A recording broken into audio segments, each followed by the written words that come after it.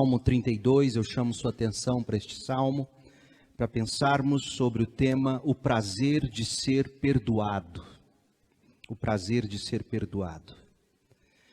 Como é feliz aquele cuja desobediência é perdoada, cujo pecado é coberto.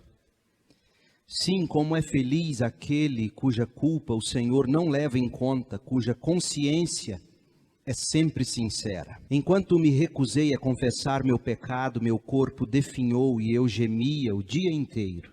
Dia e noite tua mão pesava sobre mim, minha força evaporou como água no calor do verão. Finalmente confessei a ti todos os meus pecados e não escondi a minha culpa. Disse comigo, confessarei ao Senhor a minha rebeldia e tu perdoaste a toda a minha culpa. Portanto, todos que forem fiéis, orem a ti enquanto há tempo, para que não se afoguem quando vier a inundação, pois és meu esconderijo, tu me guardas da aflição e me cercas de cânticos de vitória. O Senhor diz, eu o guiarei pelo melhor caminho para a sua vida. Lhe darei conselhos e cuidarei de você. Não seja como o cavalo ou a mula que não tem entendimento e precisam de freios e rédeas para ser controlados. O perverso tem muitas tristezas, mas o que confia no Senhor é cercado de amor. Portanto, alegrem-se no Senhor e exultem, todos vocês que são justos. Gritem de alegria, todos vocês que têm o coração íntegro. Amém. É sobre contentamento. Você já notou o quanto nós vivemos obcecados com ter mais? Ninguém mais parece estar satisfeito com o que tem. Todo mundo quer ter mais alguma coisa, mais conhecimento, mais poder, mais influência, mais dinheiro, mais roupa, mais sapato, mais acessórios, mais eletrônicos, mais carro, mais casa, mais.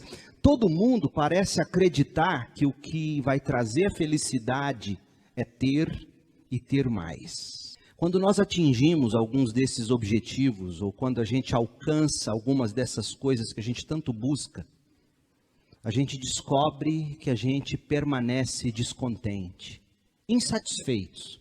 E pior, ainda mais desapontados, porque depois de mais uma jornada em busca da satisfação, a gente descobre que o simples ter não satisfaz. O contentamento nunca vai ser encontrado no físico e no material. Davi tinha pecado, e pecado feio quando ele escreveu o Salmo 32. Davi tinha tomado para si uma mulher que não era dele, Betseba, mulher do seu melhor soldado, ou um dos seus melhores, Urias. E quando Davi descobre que Betseba tinha ficado grávida desse adultério, e como se não bastasse esse adultério terrível, sabe o que Davi fez? Ele tramou a morte desse fiel escudeiro no campo de batalha. A história de Davi, que está em 2 Samuel 11, ela é tão feia, que eu tenho certeza que se fosse uma novela baseada em 2 Samuel 11, ou uma série na Netflix, que mostrasse com todas as letras o que está narrado, você não deixaria seu filho assistir. E a gente só conta essa história porque está na Bíblia, mas é uma história horrorosa. De um homem que um dia sai na sacada do prédio, vê uma mulher que não é a sua, em vez de virar o rosto, afinal ela estava tomando banho, e obviamente tomando banho nua, ele continua com os olhos sobre a mulher, ele chama essa mulher para si, ele se apropria da mulher que não é dele, o marido dela na guerra defendendo ele, essa mulher fica grávida dele e ele manda matar o marido dela para não ser acusado de adúltero. Veja o tamanho do pecado. Sabe o que Davi fez depois de ter feito tudo isso? Ele seguiu a vida dele dizendo, ninguém vai saber de nada, eu vou esconder isso.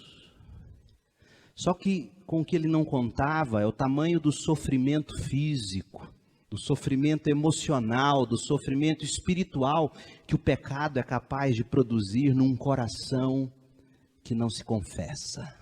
Leia de novo o Salmo 32, verso 3. Enquanto me recusei a confessar meu pecado.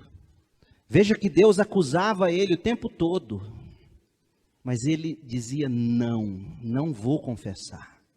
Enquanto me recusei a confessar meu pecado, olha o que aconteceu comigo. Meu corpo definhou, ele adoeceu nos ossos, talvez uma fibromialgia, uma dor sem fim.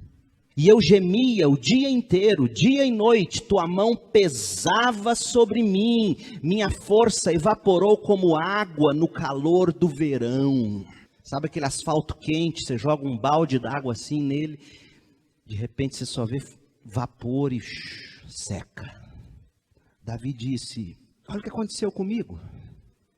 Cheio de culpa no coração, em vez de eu levar isso tudo a Deus e dizer: Deus, pequei contra ti, perdão, refaça-me. Eu me recusei, e quanto mais eu recusava, mais meu corpo doía, mais minha alma definhava, mais meu espírito morria. No Salmo 51, que é o salmo companheiro do Salmo 32, foi escrito nas mesmas circunstâncias, a gente lê mais sobre esse sofrimento pela culpa de Davi não confessada. Abra lá no 51, verso 8 e veja. Olha o que aconteceu com ele enquanto ele não confessou o pecado. Devolva-me a alegria e a felicidade. Quantos, seja honesto, na sua roda de amigos, quantos vão admitir para você que a falta de alegria e de felicidade no coração deles pode ser, no fundo, pecado não confessado? Aí ele diz: eu não tenho mais alegria, eu não tenho mais felicidade, tu me quebraste, agora permite que eu exulte outra vez, não continues a olhar para os meus pecados. É como se os olhos de Deus sobre Davi estivessem fritando Davi. Sabe aquela pessoa que olha para você bem no seu olho assim, e você não consegue olhar no olho dela, porque você sabe que quando ela olha no seu olho, ela vê você por dentro. E Davi diz: para de me olhar. Não continues a olhar para os meus pecados, remove as manchas de minha culpa, cria em mim, ó Deus, um coração puro, renova dentro de mim um espírito firme, não me expulses de tua presença e não retires de mim o teu Espírito Santo. Gente, estudiosos acreditam que o Salmo 32 foi escrito depois da confissão do Salmo 51. Se você ler os dois, você vai perceber que no 51 é que Davi confessa, e no 32 ele conta a experiência resultante da confissão. Até porque, olha o que ele diz no Salmo 51, verso 12. Olha o que ele queria fazer depois que Deus o perdoasse. Salmo 51, 12. Restaura em mim a alegria de tua salvação e torna-me disposto a te obedecer. Então ensinarei os teus caminhos aos rebeldes e eles voltarão a ti. Senhor, me perdoa para eu poder ensinar quem precisa de perdão a encontrar perdão. Verso 14, perdoa-me por ter derramado sangue, por ter matado Urias. Ó Deus de minha salvação, perdoa-me, então com alegria anunciarei tua justiça. Então, com base nisso, os estudiosos dos Salmos dizem, já que o Salmo 32 carrega o título de masquil, ou instrução, poema instrutivo, os eruditos concluem que o Salmo 32 foi escrito para ensinar o pecador, atormentado pela culpa do pecado, a descobrir o prazer de ser perdoado. Esse é o propósito do Salmo 32. Davi quer ensinar para mim e para você como é que nós podemos encontrar o caminho do perdão, o prazer de ser perdoado, o caminho para o contentamento. Então a questão é como que nós podemos encontrar o prazer de ser perdoado e viver uma vida contente. Veja comigo no Salmo 32 o raciocínio de Davi. Quero que você veja 3 coisas comigo. Primeiro, ele fala da possibilidade do perdão.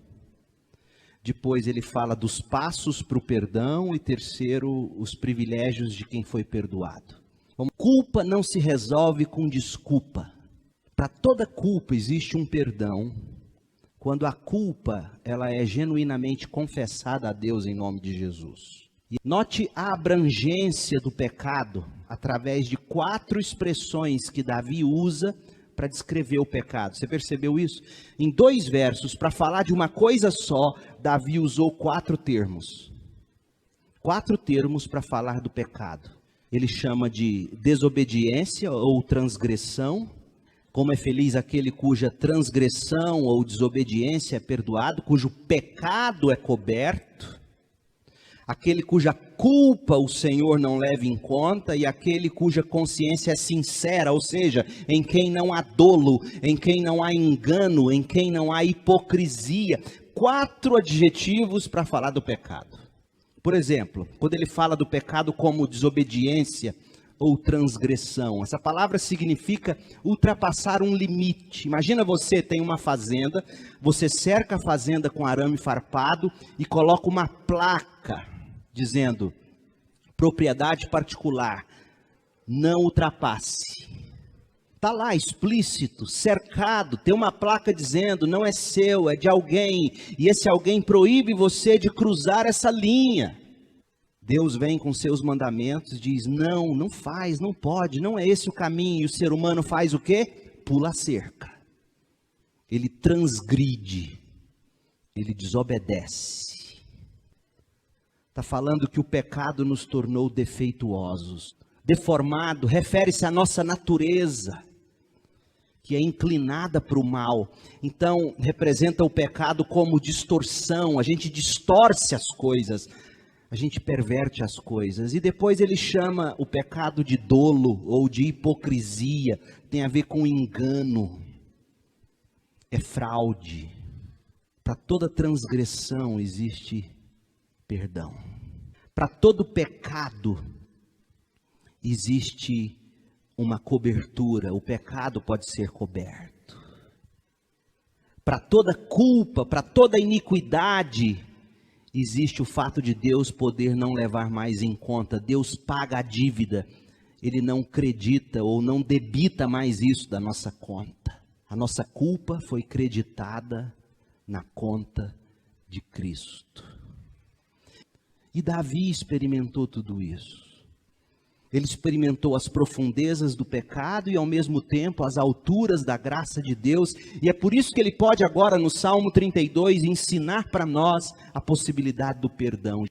Se nós pudéssemos entender plenamente o que Davi acabou de dizer, isso mudaria a perspectiva de felicidade e de contentamento na vida. Se entendêssemos isso, certamente nós conseguiríamos alívio e viveríamos um genuíno contentamento e paz de coração. Tanto é verdade que Davi diz assim: como é feliz aquele cuja desobediência foi perdoada. Como é feliz o homem cujo pecado foi coberto. Sim, como é feliz aquele cuja culpa Deus não leva em conta. Coisa que Davi ensina no Salmo, os passos para o perdão. 2 passos para o perdão. Davi fala de se ouvir a voz de Deus, convencendo o homem do pecado. E Davi fala de confessar o pecado. Agora, como é que Deus fala com a gente para nos convencer do pecado? Pense comigo. Quanto a ouvir a voz de Deus, existem, segundo Davi diz aqui no Salmo 32, 3 formas de Deus falar conosco. Deus fala conosco tratando-nos como um objeto, como um bicho e como gente. Deus fala comigo falando como se eu fosse um objeto, um bicho ou como gente? É, porque vai depender de como o meu coração está, de quão duro ele está, de quão disposto a obedecer, ouvir e obedecer. E aí Davi diz assim: os indiferentes, Deus trata eles como uma esponja, Deus espreme, Deus pesa a mão sobre eles. Os brutos, ele trata como um animal, como uma mula, põe uma rédea e diz: vem cá. Agora os mansos ele instrui com amor. Leia de novo, veja essas imagens, verso 4 em diante, Salmo 32. Dia e noite tua mão pesava sobre mim, minha força evaporou como água. Finalmente confessei. E aí ele vai dizer no verso 8, o Senhor diz, eu o guiarei pelo caminho para a sua vida, lhe darei conselhos e cuidarei de você. Está falando como gente. Quando a gente está disposto a ouvir, Deus fala, a gente ouve e obedece. Mas, se a gente teimar como uma mula, verso 9, ele põe rédeas e freios. Davi está falando que para nos tratar, Deus muitas vezes vai ter que espremer, lixar, disciplinar com sofrimento.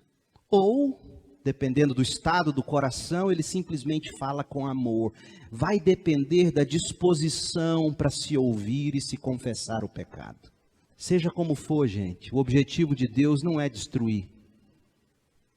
Quando ele nos aperta, como se aperta uma esponja. Quando ele põe rédeas e freios, como se guia um cavalo ou uma mula. Ou quando se sussurra o ouvido. O objetivo é um só, amorosamente nos corrigir.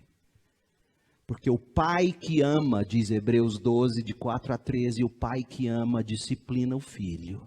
Portanto, Davi está dizendo, ouça a voz de Deus, não endureça o coração. Confesse o seu pecado, receba o perdão, não seja como a mula, não seja como o cavalo, não deixe Deus ter que te espremer até o fim. Ouça a voz dele. E a última coisa que eu quero que você note comigo, note que Davi apresenta os privilégios de quem foi perdoado. E aqui ele vai apresentar para nós algumas vantagens indispensáveis para quem deseja viver plenamente. Ele vai falar da proteção de Deus, versos 6 e 7. Portanto, todos que forem fiéis, orem a ti enquanto há tempo, para que não se afoguem quando vier a inundação, pois és meu esconderijo. Virá o julgamento. A ideia aqui é do dilúvio. O dilúvio que veio sobre aqueles que não estavam na arca. É Deus dizendo, quem confessa os seus pecados é como se estivesse entrando na arca da aliança.